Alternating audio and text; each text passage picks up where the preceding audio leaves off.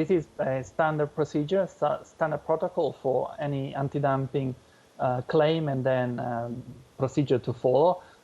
China is not the only country that's done that, and it's not going to be the last one. Australia has done that, especially in the steel industry in the past, towards Indonesia and China itself and other countries.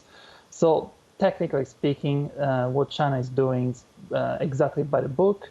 I know it might sound a bit arcane to the general public to think about duties that are not duties. They are deposits, securities, but that's the way it goes, because we know anti-dumping claims can last 12 to 18 months, and then, of course, there needs to be a determination from the World Trade Organization. But we know that the world of trade and commerce and business goes much faster than that, and that's why the anti-dumping agreement under the World Trade Organization law allows China to slap pretty much temporary duties, also called securities or a deposit, in the meanwhile, until this process takes its course. Well, how common are anti-dumping claims in this day and age? And in this case, what can you read into the motivations behind it? Well, China has only, in recent times, started to be more aggressive in claiming dumping for its own imports. Typically, under World Trade Organization rules, and we know this system has been in place for less than 30 years now, and China has only joined the WTO in 2001. We know it was typically highly developed countries that would claim dumping, so dumping from more developing or emerging countries. So now the table is a bit turned, and again, Australia is actually has the reputation of being quite an aggressive anti-dumping warrior. And now we're on the receiving end in that case. Of course, that doesn't take away from the fact that maybe on the face of it, of course, we still need to see the full data that the Chinese government will present in the next 12 months. On the face of it, it looks like the claim is a little bit spurious, or anyway, it's a bit stretched. But the way the system, the anti-dumping system, is designed, really allows, for its high technicality, it really allows any claim to be argued in a relatively easy way, because it's based on estimates. And of course, it's all about what you want to do politically. Well, can Australia appeal, and what outcome do you expect from this case? Well, surely the Australian government will appeal. It's not up to the wine exporters and producers. It's a government-to-government action, because under World Trade Organization law. And surely by the end of next year, to early 2022, when the procedure will conclude, the Australian government will appeal under World Trade Organization dispute settlement.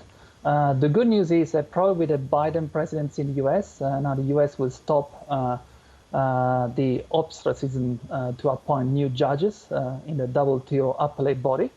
This means that there will be some chances for Australia then for its appeal to be heard under WTO law, because, for example, if Trump had won re-election, it would have been very much up in the air. But having said that, the damage for the Australian wine industry will be done in a great extent by next year or two. Indeed, Giovanni, such a blow for Australian winemakers. How do you think they'll be looking to make up the business they'll be losing through China?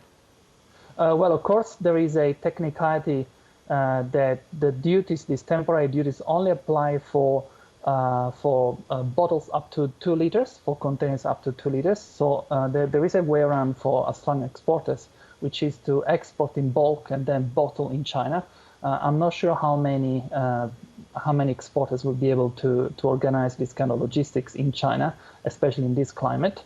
And I think that the safest bet would be to find replacement, but this takes time, and it's a highly complex marketing and logistical operation. So I think that the short to medium term damage to the Australian wine industry will be really, really significant. In the grand scale of Australian exports, how big a hit will this be? Well, up to now, pretty much, it's the wine exports amount to around $1.2 billion which it sounds like a great sum, of course, but in the grand scale of how much the Australian exports are worth to China, and in general, this is not too big. It's not too big anyway. So I think that's the. I think in a way it's for China. It's a way to really pick on a marginal type of export. For example, the nuclear option would be the iron ore industry, or even more further than it's been done already for the dairy and meat industry. So I know it's hard to say that to wine producers, but it's in the grand scale of things, the wine industry is a bit of a minnow in the Australia-China trade relationship. Indeed, it will mean a lot to them when they are hit with these tariffs. Giovanni Di Lieto, thank you so much for this. We really appreciate you joining The World again. Thank you. My pleasure. Thank you.